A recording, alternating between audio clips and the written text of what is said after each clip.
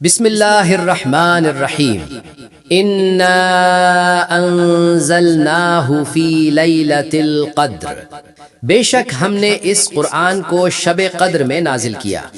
وما ادراک ما لیلۃ القدر، اور تم کیا جانو کہ شب قدر کیا ہے؟ لیلۃ القدر خیر من الف شہر، شب قدر 1000 مہینوں سے بہتر ہے۔ تنزل الملائکۃ والروح فیہا بإذن ربہم من کل امر، اس رات فرشتے اور روح یعنی جبرائیل علیہ السلام اپنے رب کے حکم سے ہر کام کے لیے اترتے ہیں۔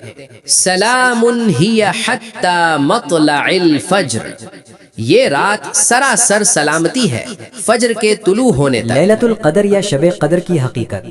لیلۃ القدر اسلام میں ایک نہایت عظیم اور ثابت شدہ رات ہے۔ اس کا ذکر قرآن مجید سورۃ القدر میں واضح طور پر موجود ہے۔ اسی رات قرآن نازل ہونا شروع ہوا۔ یہ رات 1000 مہینوں سے بہتر ہے۔ فرشتے اور جبرائیل اللہ کے حکم سے نازل ہوتے ہیں۔ یہ رات رمضان کے آخری عشرے کی طاق راتوں میں ہوتی ہے۔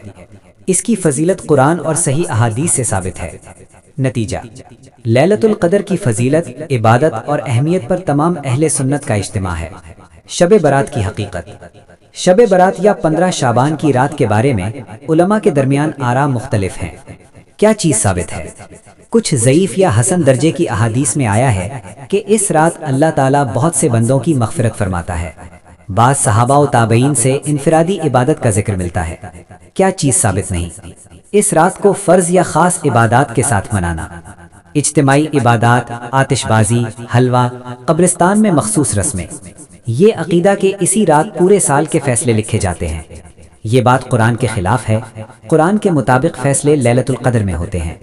نتیجہ، شب برات کی کچھ فضیلت کا امکان تو ہے، مگر اسے لیلۃ القدر جیسا درجہ دینا یا بدعت ایجاد کرنا درست نہیں۔ لیلۃ القدر کی دعا، اللہم انک عفو تحب العفو فاعف عنی۔ ترجمہ، اے اللہ، بے شک تو بہت معاف کرنے والا ہے، معافی کو پسند فرماتا ہے، پس مجھے معاف فرما دے۔ ترمذی۔ یہ دعا کیوں خاص ہے؟ خود رسول اللہ صلی اللہ علیہ وسلم نے لیلۃ القدر میں مانگنے کی تلقین فرمائی۔ اس میں مغفرت، رحمت اور اللہ کی رضا سب شامل ہیں۔ مختصر مگر بہت جامع